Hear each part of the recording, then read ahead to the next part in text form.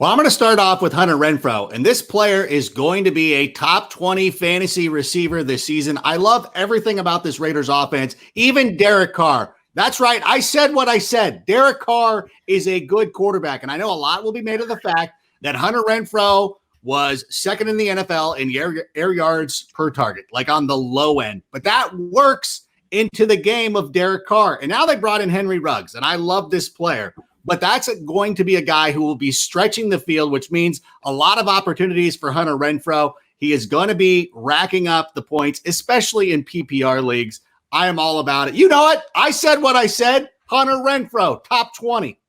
All right, Marcus, you want to disagree or agree on what he said? No, I mean, I think Derek Carr being the check down king that he is, I think there's certainly a possibility that Hunter Renfro could have a big year. I mean, I think he sort of slots in as, I don't want to say a Julian Edelman type, but I'm going to say a Julian Edelman type. I mean, he's that guy who's going to run out of the slot, run some of those shorter intermediate routes.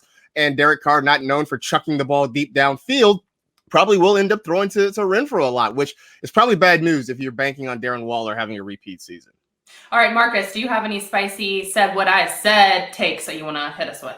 I'm telling you right now, Nick Chubb will not be a top 10 fantasy running back in 2019. All right, you can come at me, but I said what I said. I know we love Nick Chubb, right? At the start of last season, dude was phenomenal. I mean, he was averaging about 19 fantasy points per game. The problem came midway through the season. Kareem Hunt shows up. He's off suspension. He starts working his way into the offense there in Cleveland, and the numbers for Chubb come down. He averaged about 6.7 fewer fantasy points per game in the back half of the season after Kareem Hunt got there. Now the Browns will get to unleash Hunt for an entire season. This battle station is fully operational there in Cleveland. Plus, even with Kevin Stefanski as the head coach, this is still an offense that primarily is built around Baker Mayfield, and they proved it by going out and signing Jack Conklin, by drafting Jedrick Wills. They are trying to protect their franchise quarterback. Odell Beckham says he's in the best shape of his life because we all know it's BSOHL season right now. They put in Austin Hooper as another tight end option to go along with David Njoku. There are just fewer opportunities potentially for Nick Chubb in this offense, and it's going to be hard for him to maybe make that first-round draft grade that a lot of people are putting on him right now. All right, Rank, what do you think about this Nick Chubb hate? Are you going to stand for him, or are you with Marcus on this one? Well, anytime I hear about the battle station being fully operational, what happens to the Death Star?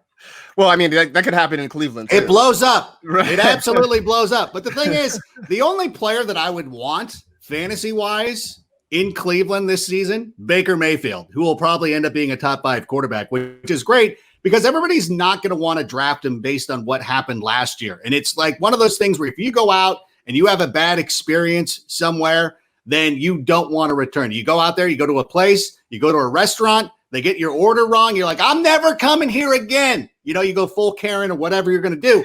And people are like that with Baker Mayfield. You're like, yeah, that was a bad situation last season. And I'm as guilty as anybody in thinking that it was going to be okay. And I trusted Freddie Kitchens. That was a huge mistake. Kevin Stefanski knows what he's doing. This organization is on the right track.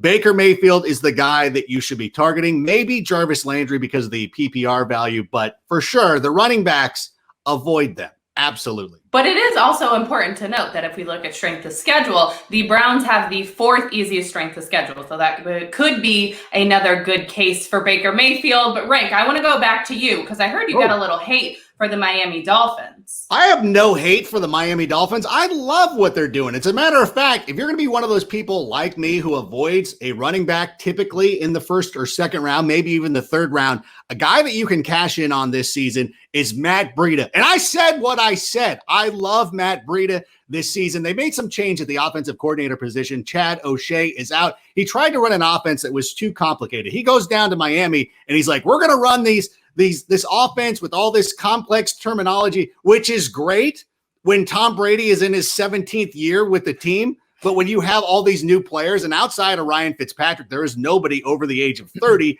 on that offense. So now they brought in what's his name? Chan Gailey.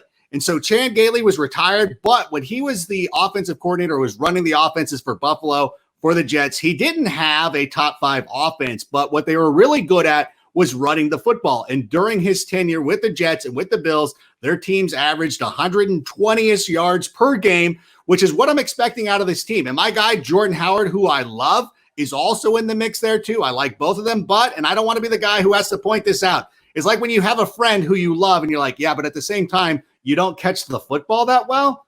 I'm sorry, Jordan Howard, you don't catch the football that well. That's Matt Breda's game. So I'm not going to make this as a full, this is a full James White situation, but Matt Breda is going to be the guy who will end up being out there on third down the most. That's why I love him. And Matt Breda can help win you a fantasy league. I said what I said.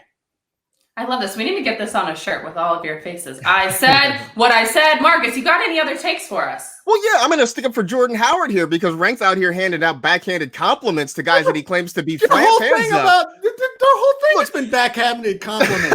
I mean, look, Jordan Howard, we talk about Jordan Howard sometimes like he's Frank Gore, right? Like he played in these stone ages of the National Football League. This is a guy who's 25, going to turn 26 in November, is just entering his 5th season in the league. And yes, last year he was in a committee situation in Philadelphia that held down his fantasy totals and held down his rushing totals. But he goes to Miami where, let me remind you of who their leading rusher was last year. He went to Harvard, he's beardy, and he's a quarterback. It was Ryan Fitzpatrick. So there's going to be plenty of opportunity for Howard to run the football. And yes, Rank, his only crime is being born with skillets for hands, but there's still plenty of chances for him to get touches, get carries. And I can see him bouncing back and getting maybe 900 yards, having 8 or 9 touchdowns, and really started landing as a top 20 running back this year.